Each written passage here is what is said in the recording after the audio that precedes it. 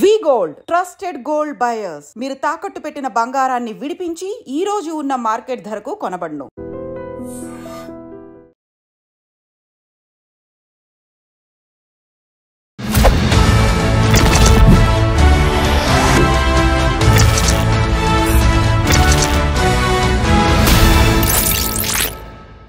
పరిచయం అక్కర్లేని కపుల్ దువ్వాడ శ్రీనివాస్, దివ్యల మాధురి.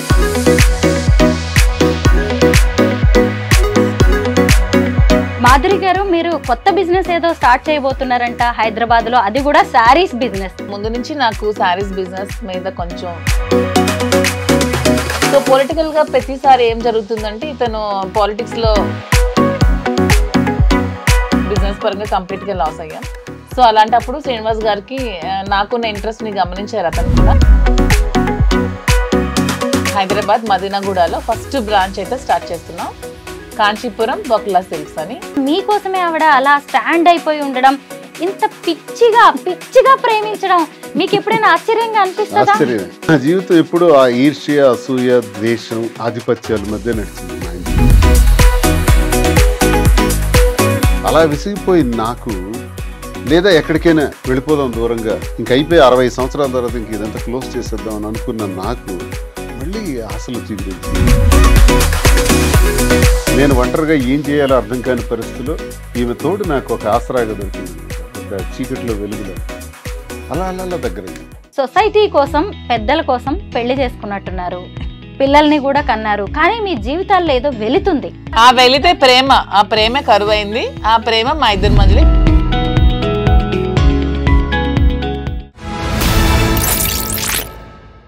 అందరికీ నమస్కారం, నేను Swaroopa Potlapalli. Welcome to trending topic. పరిచయం అక్కర్లేని కపుల్ దువ్వాడ శ్రీనివాస్, దివ్యల మాధురి. ప్రస్తుతం వారిద్దరూ నాతో పాటు ఉన్నారు. వాళ్ళ గురించి ఇవాళ చాలా ఇంట్రెస్టింగ్ విషయాలను నేను మీకు చెప్పబోతున్నాను. నమస్తే మాధురి గారు. నమస్తే అండి. నమస్తే శ్రీనివాస్ గారు. బాగున్నానండి. నేను ఇప్పటికీ మీ ఇంటర్వ్యూస్, మీ వీడియోస్ చాలా చూశాను, బట్ ఇంత తొందరగా మిమ్మల్ని ఇంటర్వ్యూ చేసే ఛాన్స్ నాకు వస్తుంది అనుకోలేదు. ఇవాళ మాత్రం చాలా విషయాలు అడగాలనుకుంటున్నానండి. పర్వాలేదా? ముందుగా ఇక్కడి నుంచి స్టార్ట్ చేస్తాను. మాధురి గారు, మీరు కొత్త బిజినెస్ ఏదో స్టార్ట్ చేయబోతున్నారంట హైదరాబాద్ లో, అది కూడా శారీస్ బిజినెస్. దాని గురించి ముందు మాట్లాడుకుందాం. నేను ముందు నుంచి నాకు శారీస్ బిజినెస్ మీద కొంచెం ప్యాషన్ ఉంది. నాకున్న ఈ ఫ్యాషన్లో ప్యాషన్ గమనించి శ్రీనివాస్ గారు నన్ను ఎంకరేజ్ చేశారు. శ్రీనివాస్ గారు ముందు నుంచి కూడా మైనింగ్ బిజినెస్.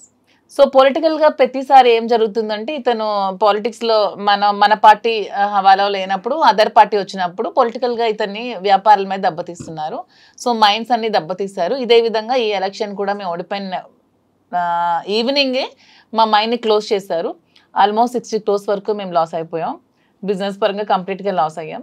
సో అలాంటప్పుడు శ్రీనివాస్ గారికి నాకున్న ఇంట్రెస్ట్ని గమనించారు. అతను కూడా నేను రిక్వెస్ట్ చేయడం జరిగింది, రాజా ఇలా నేను శారీ షాప్ పెడదాం అనుకుంటున్నాను, కొంచెం మీరు ఎంకరేజ్ చేయండి అని అడిగిన వెంటనే నాకు ఒప్పుకున్నారు. సో తప్పకుండా అపార్ట్ ఫ్రమ్ ద పాలిటిక్స్ ఒక 10% 20% నీ కోసం టైం స్పెండ్ చేసి నీకు సపోర్ట్ చేస్తాను, పెట్టు అని నన్ను ఎంకరేజ్ చేశారు.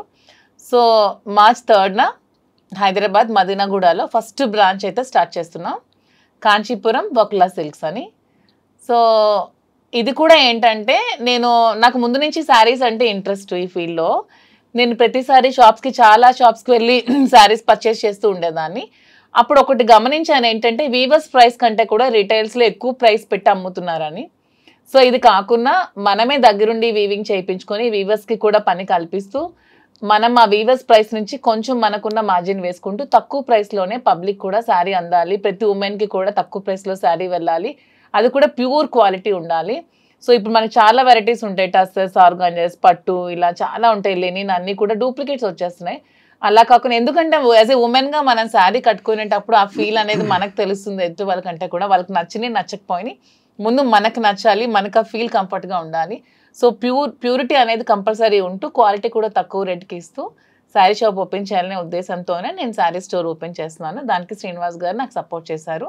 దాని పేరు కాంచీపురం బొక్లా సిల్క్స్ అని మేము పెట్టుకున్నాం. అయితే మాలాంటి మిడిల్ క్లాస్ విమెన్ కూడా వచ్చి షాపింగ్ చేయొచ్చు అన్నమాట. ష్యూర్, మిడిల్ క్లాసే కాదు, బిలో మిడిల్ క్లాస్ కూడా వచ్చి చక్కగా మాధురి మేడం దగ్గరకు వచ్చాము, మేము వెళ్ళాము, మాకు తక్కువ ప్రైస్కి ఇంత మంచి క్వాలిటీ శారీ వచ్చిందని ఫీల్ అవుతూ కస్టమర్ ప్రతి ఒక్కరు కూడా వెళ్తారు. అండ్ మెయిన్ నేను నా శారీ షాప్కి బ్రాండ్ అంబాసిడర్ నేనే.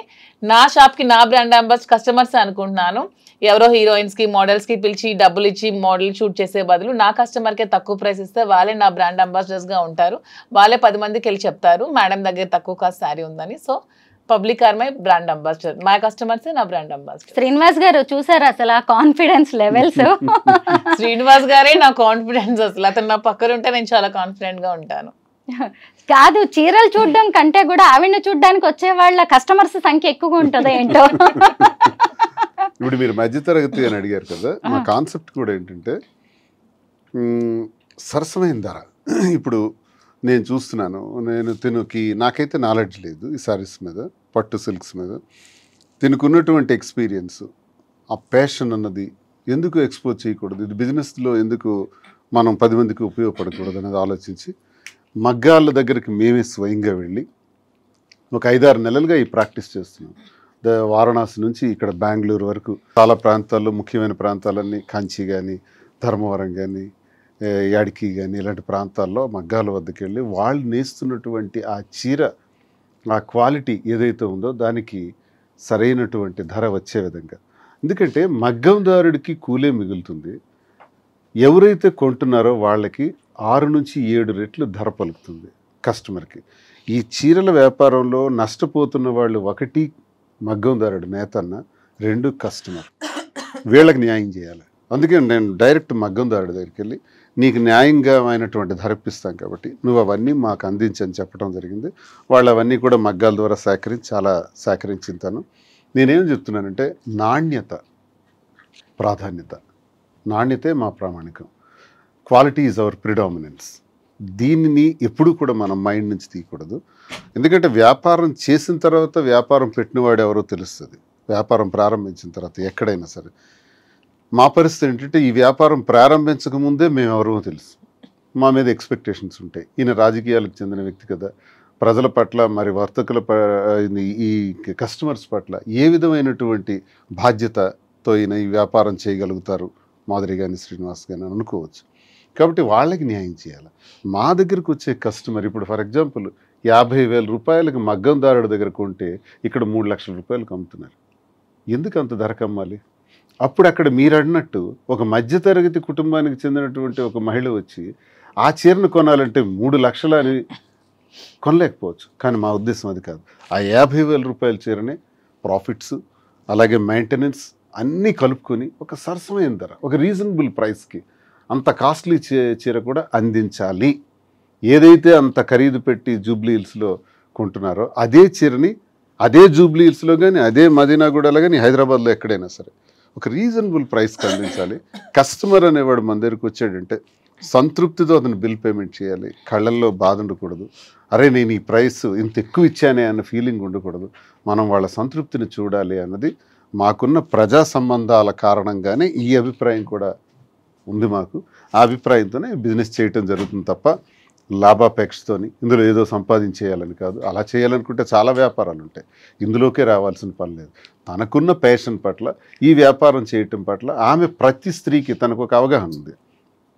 పొట్టిగా ఉన్నారా, పొడవుగా ఉన్నారా, వీళ్ళు నలుపుగా ఉన్నారా, తెలుపుగా ఉన్నారా, ఎవరు ఎలా ఉన్నా నాతో చాలా మంచి మాటలు చెప్పింది. స్త్రీకి ఆభరణం చీర అని, ఆభరణాల కన్నా నిజమైన ఆభరణం చీర. ఆ చీర ఎలా ఉండాలి అన్నది సామాన్యులు, ఒక కవి కూడా చెప్పారు, సామాన్యుడైనా కూలి పనికి వెళ్ళే స్త్రీ అయినా సరే ఎవరికైనా చీర ఇచ్చే అంత అందం ఏది ఇవ్వదు. కాబట్టి ఆ చీరని అందరికీ అనుకూలంగా ఉండేటట్టు ఏ చీరని తయారు చేసి పెడితే ఈ షాప్లో ఆ అందాన్ని తెచ్చిపెట్టగలం అన్నది ఒక పెద్ద స్టడీ చేసింది. స్టడీ చేసి ఇవన్నీ చేసింది తన కష్టం ఎక్కువ. నేను బ్యాక్డ్రాప్లో ఆమెకు పూర్తిగా సపోర్ట్ ఇస్తున్నాను. ఈ బిజినెస్లో ఇక్కడ ఒక 6 బ్రాంచెస్ కింద డెవలప్ చేసి ఇంకా అలాగే విజయవాడ, రాజమండ్రి, కాకినాడ, విశాఖపట్నం, బెంగళూరు ఇలా విస్తరిద్దామని, దీంతో పాటు జ్యువెలరీ కూడా మనకి బాగా అనుభవం ఉంది, దానిలో కూడా స్టార్ట్ చేద్దామని ఈ రంగంలోకి దిగటం జరిగింది. అసలు మైనింగ్ బిజినెస్ ఎక్కడ, చీరల బిజినెస్ ఎక్కడ, చీరల గురించి మీరు ఎంత అద్భుతంగా చెప్తున్నారు. అదే నేను ఇప్పుడు అడగబోతున్నాను. యాక్చువల్గా ఎందుకంటే స్త్రీకి నిజమైన ఆభరణం చీర అని నేను అంటూ ఉంటాను. సో శ్రీనివాస్ ఉమెన్ పొట్టిగా ఉన్నా, పొడుగ్గా ఉన్నా, నలుపుగా ఉన్నా, లావుగా ఉన్నా, ఎలా ఉన్నా ఉమెన్ అంటే అందం అంతే. అది ఈవిడైనా మిమ్మల్ని ఇలా మార్చేసింది, చీరల గురించి కూడా మాట్లాడేలాగా ఈవిడే కదా. ఇంతవరకు రాళ్ల గురించి మాట్లాడేవాడు, రాళ్ళు రప్పల గురించి మాట్లాడేవాళ్ళు. వరల్డ్ క్లాస్ మెటీరియల్ గ్రానైట్ లో నాకు మంచి పేరు ప్రఖ్యాతులు ఉండే ఐకాన్ బ్రౌన్ అని. ఎక్స్పోర్ట్స్ 20 years గా గ్రానైట్స్ ఎక్స్పోర్ట్స్ లోనే ఉన్నాను. వ్యాపారం గురించి తెలుసు, ఫినాన్స్ అప్ అండ్ డౌన్స్ తెలుసు, ఇవన్నీ తెలుసును. కానీ దీని గురించి నాకు చీరల పట్ల అవగాహన లేదు. ఈ మధ్యకాలంలో ఈ 4-5 months నుంచి ఎక్కువగా నేను చూస్తున్నాను. మగ్గాల దగ్గరికి వెళ్ళటం, వాళ్ళు చూడటం, వాళ్ళు పడే కష్టం, ఇందులో నాణ్యత, ఇవన్నీ చూస్తూ నేను ఒక కంక్లూజన్కి వచ్చాను. మనం ఈ బిజినెస్ ఈ రకంగా చేయాలి, ఇది బ్రెయిన్లో పెట్టుకున్నాను. తప్పకుండా సక్సెస్ చేస్తాం, తప్పకుండా న్యాయమైన ధర, సరసమైన ధర వస్తుంది. దానికి నేను ఎప్పుడు కూడా ఆ విధంగా ఆలోచిస్తాను. వ్యాపారం విషయంలో చేద్దాం. ఇప్పుడు ఈ వ్యాపారం చేయకూడదని ఏముంది, ఇది నేరం కాదు. చాలామంది అంటుంటారు దువ్వాడ శ్రీనివాస్ ఆఖరికి ఇలా ఆలోచిస్తున్నాడా, పొలిటీషియన్, అగ్రెసివ్గా మాట్లాడే పొలిటీషియన్, ఎవరినైనా ప్రశ్నించేవాడు, ఎంత దీనిగా ఉండేవాడు. ఏం తప్పే ఉంది? మాధురి కోరికను వాలంటైన్స్ డే సందర్భంగా నాకు ఇది కోరుకుంది, నేను నా ఫ్యాషన్ పట్ల నాకున్న ఈ ప్యాషన్ని మీరు సహకరించండి అనేటప్పుడు నేను మాట ఇచ్చాను. తప్పకుండా తను ఈ బిజినెస్లో సక్సెస్ అవుతుంది. వచ్చే వాలంటైన్స్ డే నాటికి తప్పకుండా 6 branches ఫినిష్ అవుతాయి.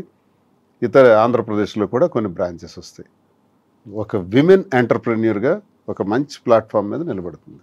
6 branches ఎక్కడ మాధురి గారు? ఫస్ట్ నేను మదీనాగూడలో స్టార్ట్ చేస్తున్నాను. హైదరాబాద్ ఎందుకంటే వెన్ కంపేర్డ్ టు ఆంధ్ర అమ్మాయినే, కానీ ఎందుకో నాకు హైదరాబాద్ పీపుల్ కనెక్షన్ ఈ 6-7 monthsలో చాలా ఎక్కువగా ఉంది. మ్యాక్సిమం హైదరాబాద్ ఎవరికైనా సరే లైఫ్ ఇస్తుంది, బతకడానికి వచ్చే వాళ్ళకి చాలా మందికి. సో నాకు ఎక్కువ ఫ్యాన్స్ కూడా హైదరాబాద్లోనే ఉన్నారు. తెలంగాణ వాళ్ళే చాలా ఎక్కువ ఉన్నారు. నన్ను ఆదరిస్తున్నారు, అర్థం చేసుకున్నారు, సపోర్ట్ చేస్తున్నారు, నన్ను ప్రేమిస్తున్నారు, నన్ను కలవాలని అడుగుతున్నారు, నన్ను కలుస్తున్నారు, చాలా సపోర్ట్ చేస్తున్నారు. సో ఎందుకు ఫస్ట్ హైదరాబాదే చూస్ చేసుకోకూడదని ఆలోచించుకొని హైదరాబాద్ ఫస్ట్ చూస్ చేసుకున్నాను. అండ్ ఉమెన్ ఎంటర్ప్రెన్యూర్ ఎదగడానికి హైదరాబాద్ మంచి అవకాశం ఇస్తుందని నేను బాగా స్ట్రాంగ్గా నమ్ముతున్నాను. ఎందుకంటే when compared to Andhra, Hyderabad people are well matured. కొంచెం అంటే ఫ్యాషన్ పరంగా కూడా కొంచెం ఈ culture when compared to Andhra కొంచెం ఇది డెవలప్డ్గా ఉంది. సో ఫస్ట్ బ్రాంచ్ మదీనాగూడలో స్టార్ట్ చేసి, నెక్స్ట్ బ్రాంచ్ జూబ్లీ హిల్స్లో స్టార్ట్ చేసి, ఇంకొక బ్రాంచ్ వేరే దగ్గర ప్లాన్ చేస్తున్నాం. తర్వాత నెక్స్ట్ ఆంధ్ర వైజాగ్లో కూడా పెట్టాలి, విజయవాడలో, రాజమండ్రిలో ఇలా కూడా పెట్టాలనే ఆలోచనలో అయితే ఉన్నాము. నాకైతే ఉమెన్ ఎంటర్ప్రెన్యూర్గా ఎదగాలని ఉంది. నాకే కాదు, ప్రతి ఉమెన్కి ఇదే చెప్తున్నాను. ప్రతి ఒక్కరు కూడా మీరు మెయిన్ డిపెండ్ అవ్వడం మానేసి మీకు ఎర్న్ చేసుకుంటూ ఇండివిజువల్గా బతకడం నేర్చుకోండి. తర్వాత మీరు పెళ్ళిళ్ళు చేసుకుంటారో ఏం చేసుకుంటారో మీకు నచ్చిన బట్టి బతకండి, కానీ ఫస్ట్ అయితే మీరు ఇండిపెండెంట్గా బతకడం అయితే నేర్చుకోండి, ఎవరి మీద ఆధారపడకండి. నిజంగా మీ శారీస్ కలెక్షన్ చాలా బాగుంటుంది. Thank you. మీ సెలెక్షన్ కూడా బాగుంటుందని దాన్ని చూస్తుంటేనే అర్థమవుతుంది. ఒకరోజు మీరు ఒక వీడియో చేశారు మీ యూట్యూబ్ ఛానల్. ఆ వీడియో కూడా నేను జస్ట్ 2 hours చేశాను. ఆ వీడియో నేను చాలా సర్ప్రైజ్ అయ్యాను. అంతా చూస్తే మీరు ఒకే రోజు చేసిన వీడియో లాగే అనిపించింది. 2 hours చేశాను, జస్ట్ 2 hours జస్ట్ చేశాను. అది శ్రీనివాస్ గారు జస్ట్ ఇలా బయటకి ఎక్కడికి వెళ్ళి వచ్చే లోపు 2 hours కంప్లీట్ చేశాను. యూట్యూబ్ వీడియోస్ కూడా ఎందుకు స్టార్ట్ చేశానంటే నాకు ముందు నుంచి కూడా పబ్లిక్ దగ్గర అవడం ఇష్టం. ఆ విధంగానే డాన్స్ స్కూల్ స్టార్ట్ చేశాను. పిల్లలకి డాన్స్ చెప్పడం, ఉమెన్ కి డాన్స్ చెప్పడం, ఎక్కువ నాకు గ్యాదరింగ్స్ ఉమెన్ తో ఎక్కువ క్రౌడీ పీపుల్తో ఉండడం నాకు ముందు నుంచి ఇష్టం. ఆ విధంగానే పాలిటిక్స్ లోకి వచ్చాను. సో ఆ విధంగానే ఈ బిజినెస్ లోకి వస్తే మోర్ కనెక్టింగ్ పీపుల్ అవ్వచ్చు, బాగా ఉండొచ్చు అనే ఉద్దేశంతోనే మళ్ళీ ఈ బిజినెస్ కూడా స్టార్ట్ చేస్తాను. మీరు ఆల్రెడీ ఎంటర్ప్రెన్యూర్ కదా, ఆల్రెడీ బిజినెసెస్ ఉన్నాయి మీకు, పెట్రోల్ బంక్ లాంటివి. మరి వాటి సంగతి ఏంటి? మీరు ఇక్కడికి వచ్చేసి పెట్రోల్ బంక్ కూడా రన్ అవుతుంది. పెట్రోల్ బంక్ అంటే మనం ఎంతమందికి జాబ్ ఇవ్వచ్చు, ఎంప్లాయ్మెంట్ 3 or 4. ఇదే ఈ షాప్ లో నేను 50 మందికి, 60 మందికి, 100 మందికి, 1000 మందికి నేను ఎంప్లాయ్మెంట్ ఇవ్వచ్చు. నాకు హ్యాపీగా ఉంటుంది కదా. నేను ఒక 1000 మందికి నేను నా దగ్గర బ్రతుకుతున్నారంటే ఆ వచ్చే ఫీలింగ్ మజాయే వేరు. శ్రీనివాస్ గారు, మరి మీరు ఇక్కడే ఉంటారా హైదరాబాద్ లో? నేను టెక్కల్ కాన్స్టిట్యున్సీలో ఉంటాను. టెక్కల్ కాన్స్టిట్యున్సీలో మేము ప్లాన్ చేసుకున్నాం బిజినెస్ చేసేటప్పుడు. 4 days అక్కడ, 3 days ఇక్కడ. అలాగే మాధురి వస్తుంటారు వెళ్తుంటారు, నేను వస్తుంటాను వెళ్తుంటాను. జస్ట్ 3 hours హైదరాబాద్లో ఉంటాం ఫ్లైట్కి వచ్చి. ఇక్కడ నుంచి బయలుదేరితే మరో 3 hours టెక్కల్లో ఉంటాం. ప్రజా సమస్యలు ఇప్పుడు ప్రస్తుతం మాకు 29లో ఎలక్షన్ అయితే 2 years గ్యాప్ బాగా దొరికింది. ప్రస్తుతానికి చిన్న చిన్న సమస్యలు ఉన్నాయి, కార్యకర్తలకి ఇబ్బందులు పెడుతున్నారు.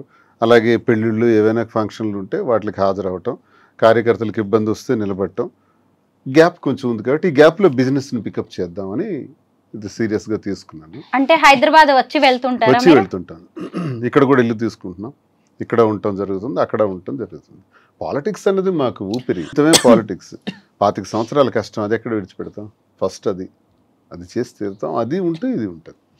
మీ బిజినెస్ మీ బిజినెస్ కోసం మరి ఆయన మరి ఇక్కడ ఉండడం అక్కడ ఉండడం ఇబ్బంది ఏమి మా ఇద్దరికి కూడా ఫస్ట్ పాలిటిక్సే మా లైఫ్, తర్వాత బిజినెస్ మా ప్యాషన్. సో పాలిటిక్స్ వదిలేదే లేదు అసలు. మేము రాజకీయాలు అనేది వదిలేదే లేదు. అతను ఊపిరినంత వరకు రాజకీయాలు చేస్తూనే ఉంటారు, ప్రజల కోసం పోరాడుతూనే ఉంటారు, ప్రజల పక్షాన్ని నిలబడుతూనే ఉంటారు. సో బిజినెస్ కోసం పాలిటిక్స్ వదిలేది లేదు. ఎంతమంది బిజినెస్ చేస్తూ పాలిటిక్స్ చేయట్లేదు, ఓన్లీ పాలిటిక్స్ చేస్తే మేము ఎలా బ్రతికేది? మాకు బ్రతకడానికి కూడా ఉండాలి, మాకు నమ్మి వచ్చిన కార్యకర్తను కూడా మేము బ్రతికి పెట్టే విధంగా ఉండాలంటే మేము కూడా బిజినెస్ చేయాలి, చేస్తూ పాలిటిక్స్ చేయాలి. కాబట్టి రెండు బ్యాలెన్స్ చేసుకోగల సత్తా మాలో ఉందే కాబట్టి మేము కాన్ఫిడెంట్ గా ఉంటూ ఈ నిర్ణయం తీసుకుంటూ బిజినెస్ చేస్తూ పాలిటిక్స్ చేస్తాం. రెండు బ్యాలెన్స్ చేసుకోవాలి. మా ఉద్యోగాల్లో కూడా ఎంతో మంది నాతో ఉన్నటువంటి నిరుద్యోగులు, ఏ అవకాశం లేకుండా ఉన్న వాళ్ళు చాలా మంది ఉన్నారు. వాళ్ళందరినీ ఇన్వాల్వ్ చేస్తున్నాం. మా కార్యకర్తలు చాలా మంది ఇక్కడ పెడుతున్నారు స్టాఫ్ గా. అక్కడ ఎవరికైతే జాబ్ అవసరం ఉందో వాళ్ళకి, ఇక్కడ ఎవరు అవసరం ఉందో హైదరాబాద్ లో ఎంతమంది వీలైతే అంతమందిని తీసుకుంటూ మరి కొంతమందిని అక్కడ అవకాశం లేని వాళ్ళకి కూడా ఇక్కడ తెచ్చిపెట్టడం, ఇవన్నీ కొంతమందికి లైఫ్ ఇవ్వటం జరుగుతుంది కదా. జీవితం నెలకు 20-25,000 జీతం, 30,000 జీతంతో హాయిగా ఉంటారు. పాలిటిక్సే మా లక్ష్యం అని చెప్తున్నారు. అసలే మరి హైదరాబాద్కి వస్తున్నారు. హైదరాబాద్ జనం, తెలంగాణ వాళ్ళు చాలా మెచ్యూర్డ్ గా ఆలోచిస్తారు. ఏమో రేపు ఇక్కడ ఏమన్నా పాలిటిక్స్ లోకి అవకాశం వస్తే మాధురి గారికి మీకు ఓకేనా? అవకాశం వచ్చిన మరుక్షణమే మా ఆశీస్సులు ఉంటాయి, సహకారం ఉంటుంది. గ్రేట్. అసలు జిహెచ్ఎంసీ ఎలక్షన్స్ రాబోతున్నాయి. మాధురి గారు మీలాంటి ఫైర్ బ్రాండ్స్ అవసరం అన్ని పార్టీలకి కనిపిస్తోంది. కొంచెం ఆలోచించుకోండి. మీ బేస్ అయిన ఆంధ్ర నుంచి ఇక్కడికి వస్తున్నారు. ఎందుకంటే మాకున్నది ఎప్పుడు పాలిటిక్స్ తో మాకు నిత్య సంబంధం, వ్యాపారం. అవకాశం వస్తే చూద్దాం. అయితే నేను ఒక ఇంటర్వ్యూలో మీరిద్దరు చెప్పడం ఒకటి నేను చూశాను. మాకు 5 పిల్లలు అన్నారు. మీ 2 ఆడపిల్లలు, అలాగే మీకున్న 3 ఆడపిల్లలు. ఎలాగా ఇంత అంటే ఓన్లీ స్టేట్మెంట్ కి అది పరిమితం చేస్తున్నారా, లేదంటే ప్రాక్టికల్ గా కూడా బాధ్యతగా ఉంటున్నారా మీరు? స్టేట్మెంట్ కి పరిమితం చేయడానికి మేమేం చిన్నపిల్లలం కాదు. అలాంటి స్టేట్మెంట్ ఇవ్వాల్సిన అవసరం కూడా మాకు లేదు. మాకు 2 పిల్లలు, 3 పిల్లలు, 5 పిల్లలు అనుకునేటప్పుడు 5 పిల్లల బాధ్యత కూడా మేము తీసుకుందామని నిర్ణయించుకున్నాం. ఆల్రెడీ ఒక పాపకు పెళ్ళైంది, ఇంకో పాప పెళ్ళికి రెడీగా ఉంది. ఆమె పెళ్ళికి కావాల్సిన ఏమైతే మేము ఖర్చు పెట్టాల్సిన డౌరీ ఉంటే అవి కూడా రెడీ చేస్తూ, నా పిల్లలు ఇంకా చిన్నవాళ్ళు, just UKG, 5th standard, 6th standard, వాళ్ళకి చదివించుకుంటూ వాళ్ళు కూడా ఒక ఉన్నతమైన స్థానంలో పెడుతూ వాళ్ళు కూడా చూసుకుంటూ 5 పిల్లల బాధ్యత, ఇంతమంది ప్రజల బాధ్యత మేము తీసుకున్నప్పుడు 5 పిల్లల బాధ్యత మేము తీసుకోలేమా? సిల్లీ క్వశ్చన్ అది. ఎవరు అడుగుతుంటే మేము సమాధానం ఇస్తాం. సమాధానం ఇవ్వాల్సిన అవసరం కూడా మాకు లేదు.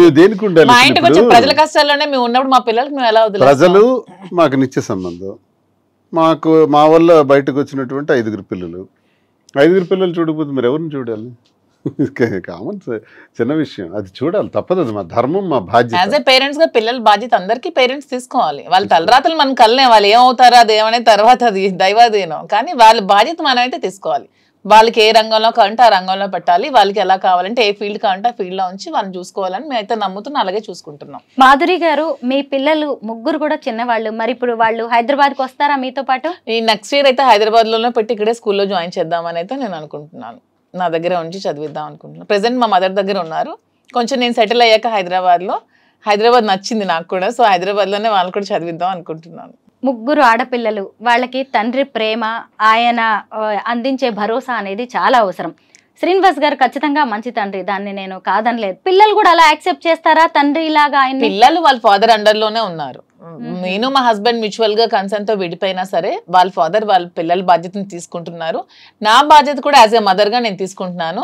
యాజ్ ఏ గార్డియన్ గా, యాజ్ ఏ కేర్ టేకర్ గా, యాజ్ ఏ ఫిలాసఫర్ గా శ్రీనివాస్ గారు కూడా బాధ్యతలు తీసుకుంటున్నారు. మా పిల్లలకి 3 బాధ్యతలు కూడా ఉన్నాయి. 3 తీసుకుంటున్నాం కేరు. వాళ్ళకి ఏ లోటు ఉండదు. నా వల్ల ఈ భూమి మీదకి వచ్చారు పిల్లలు, వాళ్ళకి ఏ లోటు రానివ్వను. నా కంటికి రెప్పలా కాపాడుకొని చూసుకుంటాను. వారసుని ఇవ్వడానికి కూడా మేము రెడీగా ఉన్నాము అని చెప్పారు. చాలా సర్ప్రైజ్ అయ్యాను నేను అసలు. సర్ప్రైజ్ ఏముంది, ముందు నుంచి మేము అనుకుంటున్నాం. దాంట్లో సర్ప్రైజ్ ఏముంది? నేనే మాధురి అంటేనే ఓపెన్ గా చెప్తుంది ఏదైనా. మేము నిజంగానే వారసునికి అందామనే ఆలోచనలో ఉన్నాము. యాక్చువల్గా ఈ ప్లానింగ్ ముందే ఉండే, కానీ ఈ బిజినెస్ కోసం ఈ ప్లానింగ్ ని ఒక 1 year షిఫ్ట్ చేసాం. ఆఫ్టర్ ఈ 1 year బిజినెస్ తప్పకుండా కోర్టులో కేసులు కూడా ఉన్నాయి కాబట్టి అవన్నీ కొంచెం తేలాలి. కాబట్టి కొంచెం తేలిన తర్వాత అవన్నీ కూడా ఉంటది. ఏముంది, కొడుకు కావాలి అనేది బలమైన కోరిక ఈవిడదే అనిపిస్తా ఉంటది నాకు. లేదు నాకంటే ఏంటే శ్రీనివాస్ గారు ఉన్న క్వాలిటీస్, ఇలాంటి అవసరం ఇంకొక జనరేషన్ కూడా ఉండాలి, ఇతని వారసుడు ఉండాలనే ఆలోచన నాకైతే ఉంది, అతనికి కూడా ఉంది, ఇద్దరికి ఉంది. మరో దువాడు వస్తాడంటే అంతే కదా.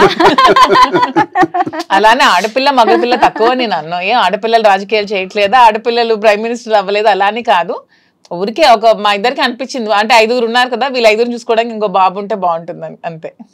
మీ ఇద్దరిది ప్రేమ అనాలా, ఏమంటారు ఈ సంబంధానికి పెట్టే పేరు? అంతకు మించి, ప్రేమకు మించి ఏమైనా పదం ఉంటే పెట్టుకోండి.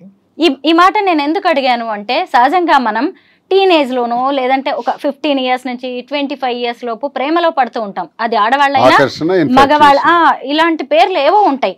ఆ తర్వాత పెళ్ళైన తర్వాత కూడా కొన్ని రిలేషన్స్ ఉంటాయి, వాటికి రకరకాల పేర్లు ఉన్నాయి. ఇప్పుడు మాధురి గారు, మీరు ఎప్పుడైనా మీ ఎంగేజ్ లో ప్రేమలో పడ్డారా? ఇలా కావాలి అని ఎప్పుడైనా అనిపించిందా మీకు? ఎంగేజ్ లో అంటే ఎప్పుడు డిగ్రీలో ఫస్ట్ ఇయర్ లో ఎప్పుడో ఒకసారి లవ్ చేశాను, తర్వాత చూసారా, అబ్బా ఎంత open mind. He knows everything. I told him everything about me. He knows everything. ఎప్పుడు డిగ్రీ ఇంటర్మీడియట్ సెకండ్ ఇయర్ వరకు నేను శ్రీ చైతన్య చదివాను, గర్ల్స్ క్యాంపసే. డిగ్రీ ఫస్ట్ ఇయర్ లో బయోటెక్నాలజీ నేను first year. Degree first year లో ఒక అబ్బాయికి లవ్ చేశాను, ఆ అబ్బాయి కూడా లవ్ చేశాడు. ఇంట్లో ఇంటర్ కాస్ట్ వల్ల ఒప్పుకోలేదు. ఆ అబ్బాయి వేరే కమ్యూనిటీ, నేను వేరే కమ్యూనిటీ. ఆ అబ్బాయి వచ్చి ఇంటికి వచ్చి మాట్లాడడం కూడా జరిగింది. ఫాదర్ ఒప్పుకోలేదు. ఒప్పుకోకుండా నాకు ఈ మ్యారేజ్ చేశారు ఇంట్లో. అప్పట్లోనే బలవంతంగా నాకు పెళ్లి చేశారు. చేసిన తర్వాత కొంచెం అలా డిస్టర్బెన్సెస్ మా ఇద్దరి మధ్యలో, హస్బెండ్ మధ్యలో, మా మధ్యలో ముందు నుంచి ఉంది, అలా పెరిగాయి. వాని వల్ల ఇంకాస్త డిస్టర్బెన్సెస్ పెరిగి తర్వాత లాస్ట్ మా రిజార్ట్ శ్రీనివాస్ గారు అయ్యారు. అంటే చాలా మంది మహిళల్లో ఇలాంటి సంఘర్షణ ఉంటది మాధురి గారు. ఎందుకు మిమ్మల్ని చాలా మంది విమెన్ కావచ్చు, సొసైటీ కూడా మిమ్మల్ని అప్రిషియేట్ చేస్తుంది. ఎందుకు అంటే వాళ్ళ జీవితాల్లో వాళ్ళు చేయలేనివి చాలా మీరు చేసి చూపించారు. మీరు ఎంత అసలు ఆయన పక్కన కూర్చోబెట్టుకొని మీ లవ్ స్టోరీ గురించి చెప్పారు. ఇప్పుడు మళ్ళీ నేను ప్రేమలో పడ్డాను ఈయనతో అని చెప్పారు కదా. అసలు అంటే ఉమెన్ సంఘర్షణకి గురై భర్తతో ఇబ్బందులు పడుతూ ఆత్మహత్యలు చేసుకుంటూ, మొన్న ఎవరో ఒక అమ్మాయిని చూశాను పాపం, డాక్టర్ అమ్మాయి లవ్ మ్యారేజ్ చేసుకుందంట పాపం, వీడియో పెట్టింది. ఎంత బాధ అనిపించింది అంటే, ఎందుకు అంత బాధపడాలి, నువ్వు బయటకు వచ్చేసే, నీకు నీ చేతిలో చదువు ఉందిగా, నువ్వు హ్యాపీగా బతకచ్చు కదా, బయటకు వచ్చి అంత ఏడుస్తూ అంత చచ్చిపోతూ నువ్వు అక్కడ ఎందుకు బ్రతకాలి, సొసైటీ కోసం నువ్వెందుకు బాధపడాలి, సొసైటీ నీకేమైనా పెంచుద్దా, నువ్వు చచ్చిపోతే నీకేమైనా వచ్చి ఆపుద్దా, హ్యాపీగా వచ్చి బ్రతుకు. సో మనం ఏదో ప్రాబ్లమ్స్ ఉన్నాయని ఇరుక్కుంటూ మరి ఎంత పాసిబిలిటీ అంటే అంతవరకు సాల్వ్ చేసుకోవడానికి ట్రై చేయాలి. మనం ఒక వైఫ్ అండ్ హస్బెండ్ మధ్య మనస్పర్ధలు వస్తే సాల్వ్ చేసుకోవడానికి మాక్సిమం ట్రై చేయండి. కుదరలేదు, మనం అక్కడ సస్టైన్ అవ్వలేము, ఇంకా చావే శరణ్యం అయినప్పుడు ఖచ్చితంగా బయటకు వచ్చి మీ బతుకు మీరు బతకండి. అంతేగాని మీ లైఫ్ని ఎవరి కోసం నాశనం చేసుకోకండి. ఇది మీ లైఫ్, దేవుడు మీకు ఇచ్చిన లైఫ్, మీ లైఫ్ అనవసరంగా స్పాయిల్ చేసుకోకండి. శ్రీనివాస్ గారు మీరు చెప్పండి, మీకేమైనా ప్రేమ కథలు ఉన్నాయా? 1 2 కాదు, ఒక 100 కథలు ఉంటాయి. గొడవ పెట్టాలి. మరి ఆవిడ అలా చెప్పినందుకు మీరు కూడా చెప్పాల్సిందే ఖచ్చితంగా, ఎందుకంటే అంత ప్లెయిన్ గా ఉన్నారు, అంత తెల్ల కాగితం. అసలు ఎంతో మంది పరిచయం ఉంటారు, వస్తుంటారు, వెళ్తుంటారు, కానీ నేను ప్రేమను చూసాను మాధురి. శ్రీనివాస్ గారు, నేను అతన్ని మొత్తం హిస్టరీ అంతా బయోపిక్ కూడా రాద్దాం అన్నంత నేను రీసెర్చ్ చేశాను. అతను లైఫ్ లో కాలేజ్ డేస్ నుంచి చిన్నప్పటి నుంచి మొత్తం అంతా రీసెర్చ్ చేస్తే శ్రీనివాస్ గారు ఎప్పుడు ఎవరిని లవ్ చేయలేదు. ఏంటండి మీకు ఆయన అంటే, అసలు బయోపిక్ రాస్తారంట. యాక్చువల్లీ మూవీ కూడా తీద్దామని చాలా మంది వస్తున్నారు. శ్రీనివాస్ గారి స్టోరీ చిన్నప్పటి నుంచి ఇప్పటి వరకు, ఈవెన్ మా లవ్ స్టోరీతో కలిపి తీద్దామని చాలా మంది మాకు కన్సల్ట్ అవుతున్నారు. ఈ బిజినెస్ లో పడి కొంచెం గ్యాప్ ఇచ్చాం. మంచి మంచి స్టోరీస్ ఉన్నాయి. అతని లైఫ్ లో ఎప్పుడు ఎవరిని లవ్ చేయలేదు. అతను ఫస్ట్ అండ్ లాస్ట్ నన్నే లవ్ చేసి ఉంటారు. అసలు మాధురి గారు అయితే పెద్ద స్కెచ్ తోనే హైదరాబాద్ తెలంగాణకు వస్తున్నట్టుగా కనిపిస్తుంది. ఎందుకంటే ఆవిడ ఒక మంచి డాన్సరు, యాక్టింగ్ స్కిల్స్ కూడా ఉన్నాయి. ఆల్రెడీ సినిమాకి ప్రొడ్యూసర్ గా వర్క్ చేశారు. డైరెక్షన్ ఛాన్స్ ఉంది ఆవిడకి, యాక్టింగ్ ఛాన్స్. ఏదైనా మీకు డైరెక్షన్ నాకు రాదు లేదా? శ్రీనివాస్ గారికి ఇంట్రెస్ట్ ఉండేది, మూవీస్ లో యాక్ట్ చేయాలని ఇంట్రెస్ట్ ఉండేది. నాకు జగన్మోహన్ రెడ్డి గారు అంటే అభిమానం. అతనంటే ఒక ఇది దైవ సమానులు నాకు. సో అతను చేసిన పథకాలన్నీ ప్రజలకి తెలియాలనే ఆలోచనతో, ఆ పథకాలని ఎలా ప్రవేశపెట్టారు, ఎలా చేశారనే ఆలోచనతో ఒక స్టోరీ చిన్నది రెడీ చేసుకొని శ్రీనివాస్ గారిని లీడ్ రోల్ గా పెట్టి వాలంటీర్ అనే ఒక మూవీకి ప్రొడ్యూస్ చేసి ఒక మూవీ అయితే తీసాను. ప్రొడ్యూసర్ వర్కే చేశాను. డైరెక్షన్ అయితే నాకు రాదు. యాక్టింగ్ మాత్రం నాకు చాలా ఇంట్రెస్ట్. మీకు సీరియల్స్ లో గానీ, సినిమాల్లో గానీ, వెబ్ సిరీస్ లో గానీ ఛాన్స్ వస్తే చేస్తారా? నాకు ఒక మంచి ఉమెన్ విలన్ రోల్ చేయాలని ఉంది నాకైతే. అంటే రియల్ లైఫ్ లోనేమో మీకు మీరు హీరోయిన్, అంతే, మళ్ళీ రియల్ లైఫ్ లోకి వచ్చేసరికి విలన్ రోల్ చేయాలని ఉంది. యాక్చువల్గా ఈవిడ దేనికి సూట్ అవుతారండి రియల్ లైఫ్ లో, మీరు చెప్పండి. మంచి మనసు, అంతేనా? ప్రేమ, అభిమానం. మీరిద్దరూ కూడా సొసైటీ కోసం పెద్దల కోసం పెళ్లి చేసుకున్నట్టున్నారు, పిల్లల్ని కూడా కన్నారు, కానీ మీ జీవితాల్లో ఏదో వెళుతుంది. ఆ టైం ప్రేమ, ఆ ప్రేమ కరువైంది. ఆ ప్రేమ మా ఇద్దరి మధ్యలో ఇప్పుడు అంతే. నేను అదే నమ్ముతాను, కర్మ సిద్ధాంతంలో నేను అదే నమ్ముతాను. ఎక్కడో గత జన్మలో ఆగింది, ఆ బ్రేక్ ఇప్పుడు అది కంటిన్యూ అవుతుంది. అన్ని లవ్ స్టోరీస్ ఫిక్షన్ నుంచి వస్తాయేమో, మా love story real. So fiction వేరు, రియల్ వేరు, మాది రియల్. ఏం నచ్చుతుంది మీకు ఈ వీడియోలో? ఫెయిర్నెస్, స్పష్టంగా క్లారిటీగా ట్రాన్స్పరెంట్గా ఉంటుంది. నా పట్ల చాలా ప్రేమ చూపెడుతుంది కదా. అసలు ఇంత ప్రేమని భరించడం కష్టం కదా. ఇంత ధైర్యం అయితే నేను పొరపాటున ఒక మాట అంటే ఇమీడియట్ గా ఎలా రియాక్ట్ అవుతుందో తెలియదు. అందుకే నేను చాలా జాగ్రత్తగా ఏమన్నా. అంటే ఒక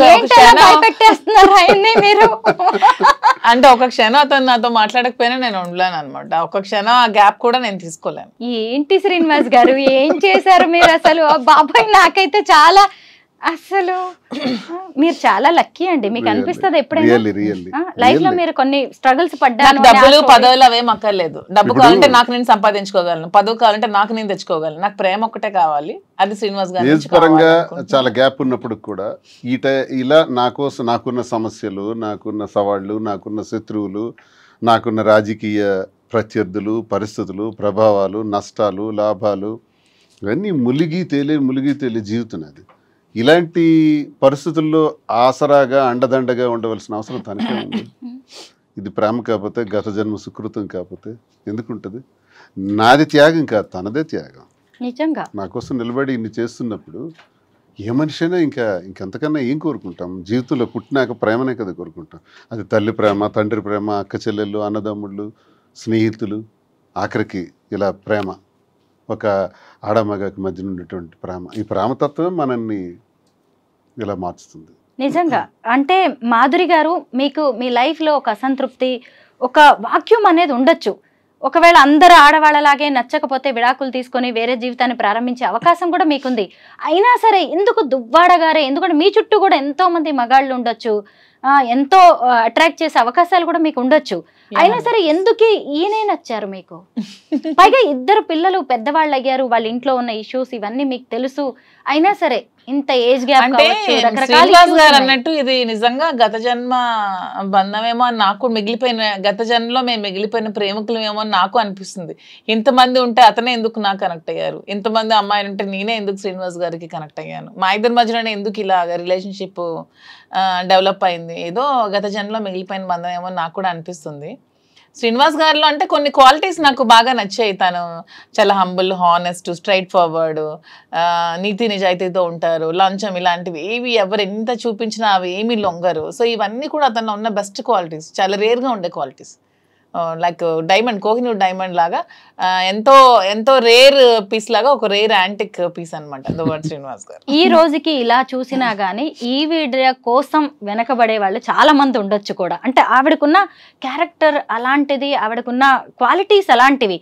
అయినా సరే అసలు మీకోసమే ఆవిడ అలా స్టాండ్ అయిపోయి ఉండడం, ఇంత పిచ్చిగా ప్రేమించడం మీకు ఎప్పుడైనా ఆశ్చర్యంగా అనిపిస్తుందా? కదా, ఇదే నేను అదే అనుకుంటాను. నా జీవితం ఎప్పుడు ఆ ఈర్ష్య, అసూయ, ద్వేషం, ఆధిపత్యాల మధ్య నడిచింది మా ఇంట్లో. ఇలాగే వెళ్ళిపోతానేమో. నేను కొన్నిసార్లు అనుకున్నాను, ఏంటబ్బా ఈ కుటుంబ జీవితం నాకు ఇలా ఉంది, పిల్లల కోసం బాధ్యత వహిస్తూ చాలా ఓర్పు సహనంతో ఉన్నాను, ఇలాగే రహస్యంగా వెళ్ళిపోవాలి.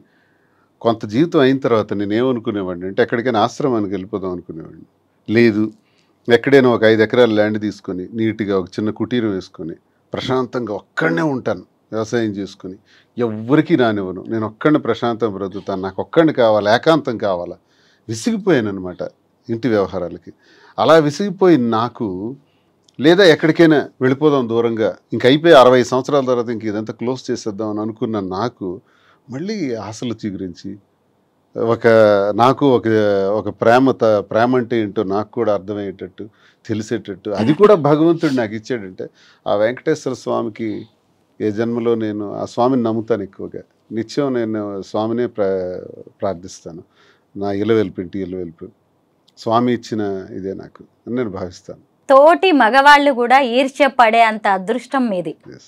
కదా, అన్నిటినీ డబ్బులతో కొలవలేము మాధురి గారు. డబ్బు కాదు ఇక్కడ, డబ్బు ఈ రోజులు ఎవరు సంపాదించట్లేదమ్మా, ప్రతి ఒక్కరు డబ్బులు నా సంపాదించారు. దగ్గర ఏముంది ఇప్పుడు అలా అంటే నిజమే. అంతే కదా.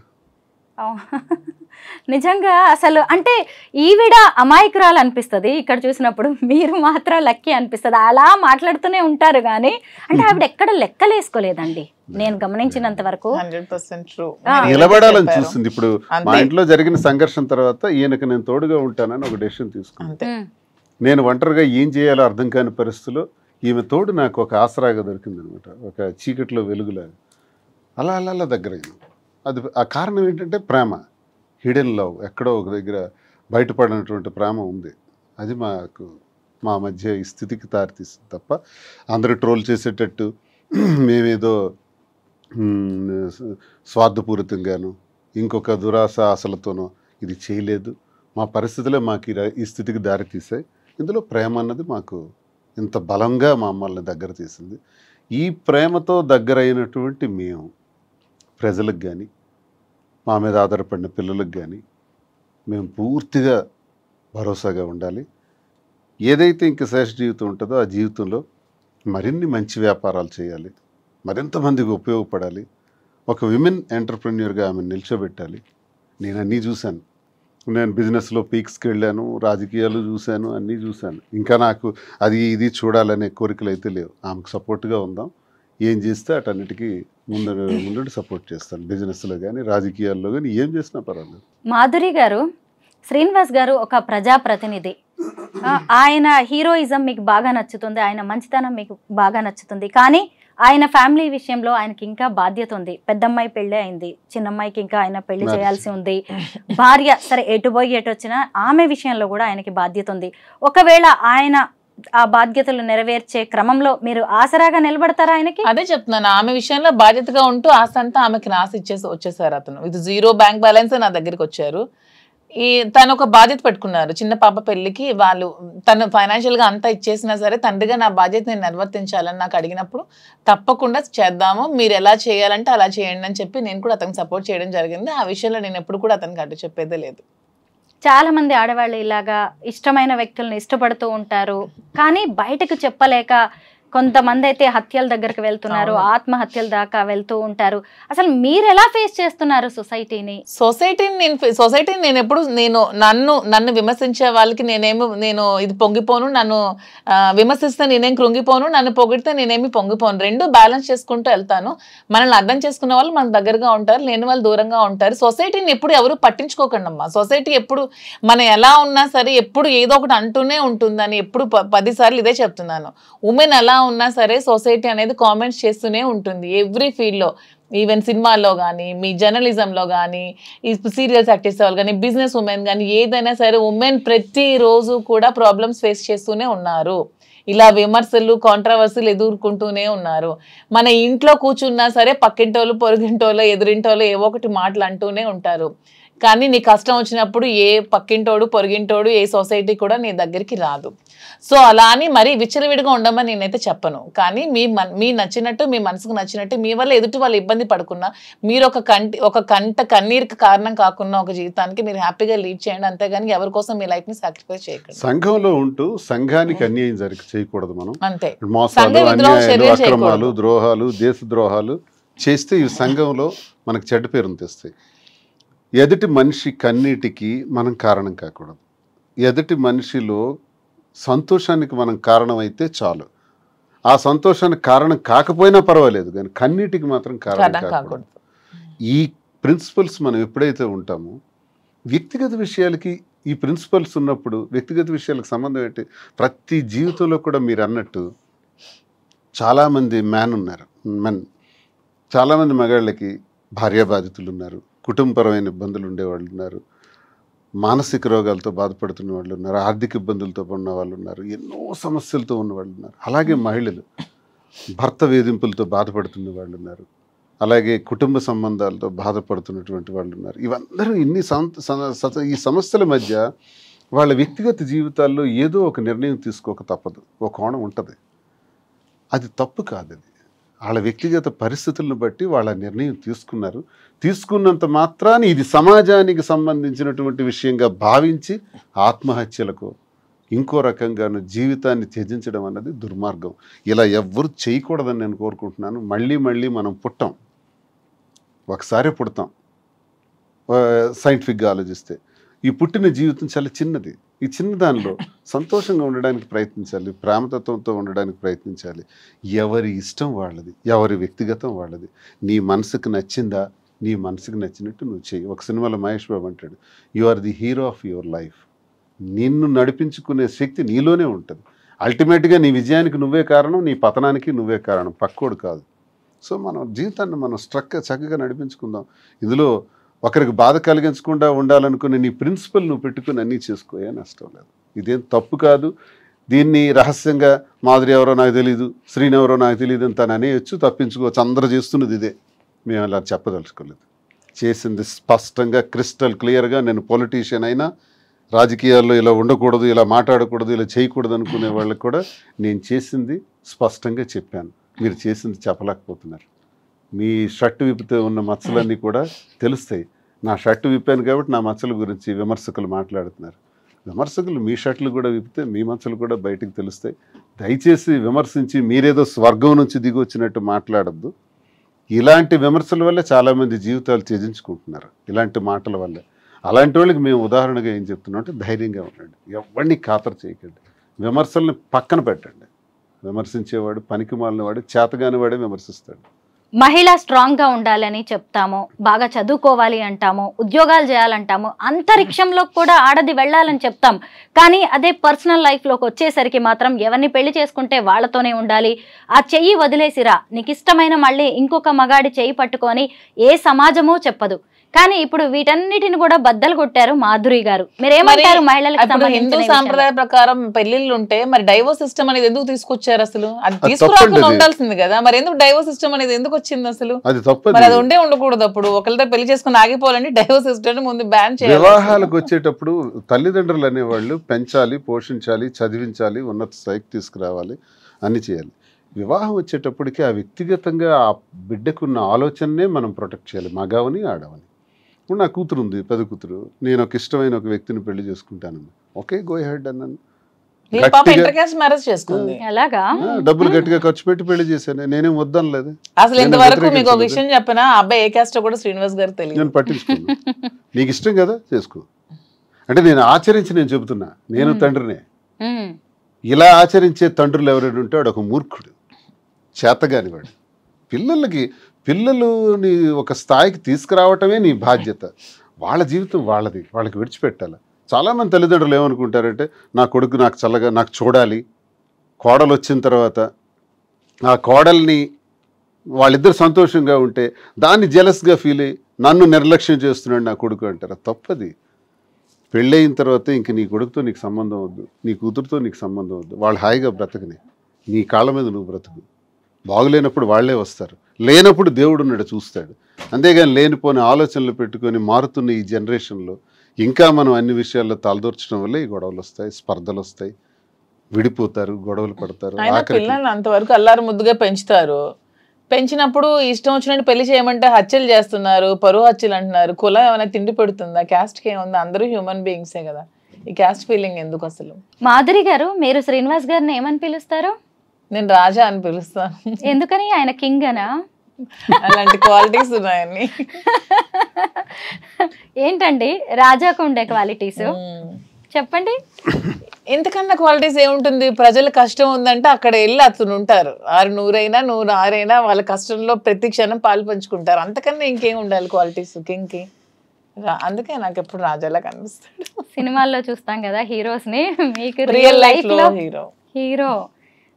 అన్యాయం జరుగుతుంది అంటే ఆడు ఎవడైనా నేను విడిచిపెట్టే ప్రసక్తి లేదు, నిలబడిపోతాను అడ్డంగా. రాజకీయం కోసం అడ్డదారులు తొక్కరు, ఎవరి కాళ్ళు పట్టుకోడు, ఎవరికి రిక్వెస్ట్ చేయడు, ఎవరికి బెక్ చేయడు. ఎవరైనా ఇతని పైన ఉన్నారు వాళ్ళకి వెళ్ళి బతిమాలితే నాకు ఈ పదవి వస్తుంది అంటే పదవి లేకపోయినా పర్వాలేదు, నేను మాత్రం ఇలాగే ఉంటానంటారు. ఇంతవరకు ఏ రోజు కూడా నాకు ఈ పదవి కావాలి, నా టికెట్ కావాలని ఏ రోజు కూడా చేయి చాచి ఎవరికి అడగలేదు. అన్ని అతని కాళ్ళ దగ్గరికి వచ్చాయి అంతే. అతని దురదృష్టం, అతని ఫ్యామిలీ పరంగా కొన్ని ప్రాబ్లమ్స్ ఫేస్ చేయడం వల్ల అతి తక్కువ ఓట్ల మెజారిటీతో 3000 2000 ఓట్లతో, అది కూడా ఫ్యామిలీ ప్రాబ్లమ్స్ వల్ల ఓడిపోయారు తప్పితే అతను ఎప్పుడు ప్రజా జీవితంలో ఎప్పుడో నగ్గేశారు. మీరు ఆవిడ ఏమని పిలుస్తారు? రాజు. అంటే ఏంటి? రాజారాజు. రాజారాజు ఏంటండి? ఏమైనా పర్టికులర్ అలా ఏం కాదు, మా ఇంటి దేవత కులదేవత రాజులమ్మ అన్నమాట. సో అలాగా మా ఇంటి దేవత అని చెప్పి నాకు అలా రాజు అని పిలుస్తారు. అలా ఎప్పుడైనా మీరు ఆయన మీద అలుగుతారా అండి? చాలా సార్లు. ఎందుకు? ఏంటి రీజన్స్ ఏముంటాయి? నాకు చిన్న ప్రియారిటీ దగ్గర నేను తట్టుకోలేను. మీకు ఇంకా నా చెప్పాను కదా, నాకు పదవులు డబ్బులు ఇవన్నీ కాదు, ప్రియారిటీ కావాలి, ప్రేమ కావాలి. ఆ తగ్గితే మాత్రం నేను ఊరుకోను. అలాగే వెళ్ళి సారీ చెప్పేమని అడిగేస్తాను, ఎందుకంటే ఎక్కువసేపు ఉండలేను కదా. మళ్ళీ ఆయనే కావాలి మీకు. ప్రియారిటీ తగ్గడం అంటే ఏం చేస్తూ ఉంటారు? అంటే ఏదైనా చిన్న కోపం వచ్చింది అనుకో, నాతో ఒక అరగంట ఇలా మాట్లాడడం మానేస్తారు. ఆ అరగంట మాట్లాడడం మానే నేను తట్టుకోలేను. సో ఆ గ్యాప్ లో కూడా వెళ్ళి త్వరగా నాకు సారీ చెప్పి మాట్లాడాయని చెప్తా. ఏడ్ చేస్తారా ఎప్పుడైనా మీరు? నేను ఏడుస్తాను కూడా. అమ్మో, మీకు 2 అమ్మాయిలు కాదు 3 అమ్మాయిలు కదా, కొంచెం చైల్డిష్ పాపం. తను గడుసు దాన్ని అనుకుంటారు కానీ ఇన్నోసెంట్. నేను అనుకోవట్లేదు గడుసుదాన్ని అని, చూసే వాళ్ళైనా సరే మీరు చాలా సెన్సిటివ్, చాలా సెన్సిటివ్. I'm very sensitive. చెప్తున్నాను కదా, ఎవరో వచ్చేదో కష్టం ఉందంటే వెంటనే అతను చెప్పకుండా కూడా డబ్బులు ఇచ్చేస్తూ ఉంటాను. ఇది కూడా నేను ఎందుకో గమనించాను, కొంచెం మంచి హార్టీ విడిది. ఎన్నోసార్లు తిట్లు కాస్తాను, అతను తెలియకుండా చాలా మంది వస్తూ ఉంటారు, అమ్మాయి ఇలా ఉందంటే అది నిజమో తెలుసుకోకుండా ఇచ్చేస్తూ ఉంటాను. చాలా సార్లు తిట్టారు కూడా, తెలుసుకో ముందు నిజమా కాదా అని. నాకు తెలిసి చాలా మంది 50 లక్షలు తను వడ్డాణం ఇచ్చేయటం. మరేంటి ఎవరికండి ఏమైంది? కారణం ఏంటంటే వాడికి పాపం ప్రాబ్లం లో ఉన్నాడు, ఏదో ఫంక్షన్ ఉంది వాళ్ళ కూతురుది, మెచ్యూరిటీ ఫంక్షన్, అందుకే ఇచ్చేసానంటే. ఏం చేశారు? అలాగే ఎన్నో దానాలు ధర్మాలు, వడ్డాణం వెనక్కి ఇవ్వట్లేదు, అప్పులని అడుగుతుంటే ఇచ్చేయటమే. మీరిద్దరు గిఫ్ట్స్ ఇచ్చుకుంటూ ఉంటారు, ఏం తక్కువైందని ఇలాగా చిన్న చిన్న గిఫ్ట్స్. ఆవిడ వడ్డాణాలే ఆవిడ దానం చేసేస్తుందంటే. గిఫ్ట్స్ ఇచ్చుకోవడం అని కాదు, శ్రీనివాస్ గారు వాడే ప్రతి వస్తువు కూడా నేను కొనిపెట్టిందే పెట్టుకోవాలని అదొక చిన్న. ఏమి ఇచ్చారు ఇప్పటిదాకా గిఫ్ట్స్ ఆయనకి? ఇప్పుడు రింగ్ ఉంది అనుకో, అది నేనే దగ్గరుండి చేయిస్తాను, అది నేను చేస్తే పెట్టుకోవాలి. ఈ బ్రాస్లెట్ నేనే ఇచ్చి అదే పెట్టుకోవాలి, అతని దగ్గర ఎన్నున్నా పెట్టుకోవాలి, నేను ఇచ్చిందే పెట్టుకోవాలి. అలా ఉంటుంది నాకు చిన్న ఫీలింగ్. శ్రీనివాస్ గారు అనిపిస్తుందా ఇంత ప్రేమను భరించడం కూడా కష్టమే అని? చాలా అదృష్టవంతుడిని. అదృష్టం నిజంగానే. అవును, మీరే అదృష్టవంతుడిని, వెంకన్నదయ్య. అంతేనండి, నిజంగా మీరిద్దరు భలే మీడియా ఫ్రెండ్లీ. అసలు అందరికి ఎవరికైనా ఇంటర్వ్యూ. మీడియా ఫ్రెండ్లీ కాదు, friendly to everyone, public people అంతే. మీడియా అంటే మాకు స్పెషల్ గౌరవం కూడా. నిజంగానే చిన్నప్పటి నుంచి రాజకీయాల్లో కూడా మీడియాకి ఎక్కువ ప్రాధాన్యత ఇచ్చుకుని వచ్చేవాడిని. నా ఎలివేషన్ కూడా మీడియా చేశారు నన్ను. వాళ్ళే నన్ను రాజకీయంగా ఈ స్థాయికి తీసుకొచ్చారు. ఆ ప్రాణం ఎప్పుడూ ఉంటది మీడియాలో. మీడియా పట్ల ఎవరు అనుచితంగా బిహేవ్ చేస్తే నచ్చదు, ఎందుకంటే మీ మీడియా వాళ్ళే మమ్మల్ని పైకి తేవాలన్నా మమ్మల్ని చేయాలన్నా చాలా ఇదిగా టెక్కల్లో సామాన్యమైన విలేకరు దగ్గర నుంచి జిల్లా రాష్ట్రం వరకు అందరితో సమానంగా ఉంటాం, అందరితో క్లోజ్ గా ఉంటాం. నేను చాలా సార్లు టెక్కల్ మీడియా అంతా నాకు ఫ్రెండ్లీ. మాధురి మేడం అంటే మా మీడియా అందరికి ఇష్టం, ఎందుకంటే పాపం వాళ్ళందరూ చాలా కష్టపడుతూ ఉంటారు, సాలరీస్ ఉండవు, ఏముండవు. పాపం వాళ్ళ ప్యాషన్ తో ఈ మీడియాలో చాలా మంది పని చేస్తూ ఉంటారు. వాళ్ళందరికీ నేను ఎప్పుడు సపోర్ట్ చేస్తూ ఉంటాను. ఎప్పుడైనా ఎవరైనా ఏదైనా అడగండి, ఇచ్చేస్తారనుకుంటా కొంచెం. అయితే మీ కపుల్ని చూసాక కొంతమంది దీన్ని పాజిటివ్ గా చూస్తున్న వాళ్ళు ఉన్నారు, నెగిటివ్ గా చూస్తున్న వాళ్ళు కూడా ఉన్నారు. అయితే కామెంట్స్ విపరీతంగా వస్తూ ఉంటాయి, అప్రిషియేట్ చేసే వాళ్ళకంటే కూడా చాలా నెగిటివ్ కామెంట్స్, ట్రోలింగ్. ఇప్పుడు ఈ ఇంటర్వ్యూ మీద కూడా ఖచ్చితంగా ట్రోలింగ్. నేను ఎంక్వైరీ చేశాను. మెయిన్ ఏంటంటే మేము పవన్ కళ్యాణ్ లేదా లోకేష్ చంద్రబాబు నాయుడు విమర్శిస్తాం, కానీ ఆ పొలిటికల్ పీపుల్ కొంతమంది చేస్తున్నటువంటి కామెంట్స్, పొలిటికల్ యాంగిల్లో మేమంటే పడని వ్యక్తులు మా శత్రువులు ఒకే ఐడి నుంచి ఒక 10 కామెంట్స్ వస్తాయి. మీరు చూడండి, అందులో ఒకే ఐడి నుంచి 10 ఉంటాయి వరుసగా. అది కావాలని ఇది కొన్ని ఐడీలు క్రియేట్ చేసి ఫాల్స్ ఐడీలతో కూడా చేస్తారు. అవి రియల్ పీపుల్ కారండి, ఆ కామెంట్స్ని పట్టించుకోవాల్సిన అవసరం లేదు. ఒకవేళ రియల్గా చేసినా ఖాతరు చేయాల్సిన అవసరం లేదు. దిస్ ఈజ్ మై లైఫ్, నేను ఇలా డెసిషన్ తీసుకున్నాను, మేము ఇద్దరం ఇలా ఉంటున్నాం, మేము చెప్తాం, ఇంకేం చెప్పాలి చెప్పండి. కానీ ఎవరు ఏమనుకున్నా కానీ మనకి నచ్చిందే చేయాలి, మన జీవితం మనది అని నిజంగా మీ ఇద్దరు చాలా మందికి అయితే ధైర్యాన్ని ఇచ్చారు. ఏ మాటకు ఆ మాటే, అది మాత్రం ఒప్పుకొని తీరాలి. నన్ను కూడా తిడతారేమో, మీరు మంచి చేశారు. ఎందుకంటే నిజంగా ఒక రిలేషన్ లో అంత బలవంతంగా ఉండడం కంటే బయటకు వచ్చి నచ్చిన వ్యక్తుల్ని, పైగా మీరు ఎక్కడా దాచిపెట్టలేదు దేన్ని కూడా. అదే అంటున్నాం కదా, నేను ఫస్ట్ టైం ఇంటర్వ్యూ ముందుకు వచ్చాను, అప్పటికే మేము 2 years నుంచి ఉన్నాము, మా పబ్లిక్ అందరికీ తెలుసు, వచ్చి ఓపెన్ గా చెప్పాను. దాన్ని కూడా చాలా ట్రాల్స్ చేశారు, ఫేస్ చేశాను అంతే. శ్రీనివాస్ గారు నాకేం సంబంధం లేదు, ఎవరో నాకు తెలియదు అని చెప్పి నేను ఉండొచ్చు, అందరూ చేసేటట్టు సీక్రెట్ గా మేము కలిసి ఉండొచ్చు, అన్నీ చేయొచ్చు, అలా ఏమీ లేదు. ఓపెన్ గా ట్రాన్స్పరెంట్ గా క్లియర్గా క్రిస్టల్ క్లియర్గా ఉన్నాం. మా తెలంగాణలో మీరు స్టార్ట్ చేయబోయే saris and jewellery business super success అవ్వాలని మేమైతే కోరుకుంటున్నాం. Thank you so much. మేము కూడా నాకు నమ్మకం అయితే ఉంది తెలంగాణ పీపుల్ మీద, నాకు సపోర్ట్ చేస్తారని, నన్ను ఆదరిస్తారని, నాకు ఈ బిజినెస్ కి 100% వాళ్ళు చేయూతం ఇస్తారని నమ్మకం అయితే నాకు ఖచ్చితంగా. చాలా మంది తెలంగాణ పీపుల్ మేము కష్టాల్లో ఉండేటప్పుడు ఇక్కడ నుంచి ఫోన్ చూసి మహబూబ్ నగర్, నిజామాబాద్, హైదరాబాద్, ఈవెన్ నా పవర్ కట్ చేసినప్పుడు వానైతే నాకు ఇంటికి రావాలా, మేము వస్తాం, మేము హెల్ప్ చేస్తామని ఎక్కడెక్కడి నుంచో నాకు కాల్ చేసి చాలా సపోర్ట్ విచిత్రంగా తెలంగాణ చాలా ఎక్కువ వచ్చింది.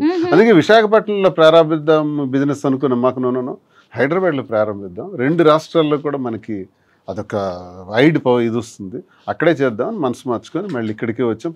ప్రేమాభిమానాలు, ప్రజలు ఇవన్నీ మర్చిపోలేను. మా కష్టాల్లో మాకు ఎంతమంది కాల్ చేసి నిలబడ్డారు అనేది మాకు తెలుసు. మీ దేశ ఆంధ్ర అయినా కానీ మా కోసం మీరు ఇక్కడికి వచ్చేసి కొత్త బిజినెస్ స్టార్ట్ చేయడం, మీ జీవితం కూడా అండి ఖచ్చితంగా ఈ సెకండ్ ఇన్నింగ్స్ అనేది అద్భుతంగా ఉండాలి. మీ పర్సనల్ లైఫ్ కూడా, ప్రొఫెషనల్ లైఫ్ కూడా ఖచ్చితంగా. ఈవెన్ నేను సినిమాల్లోనో సీరియల్స్ లోనో ఎక్కడో స్టార్ లాగా అయితే చూస్తాను. Thank you so much. Thanks to you both. Thank you.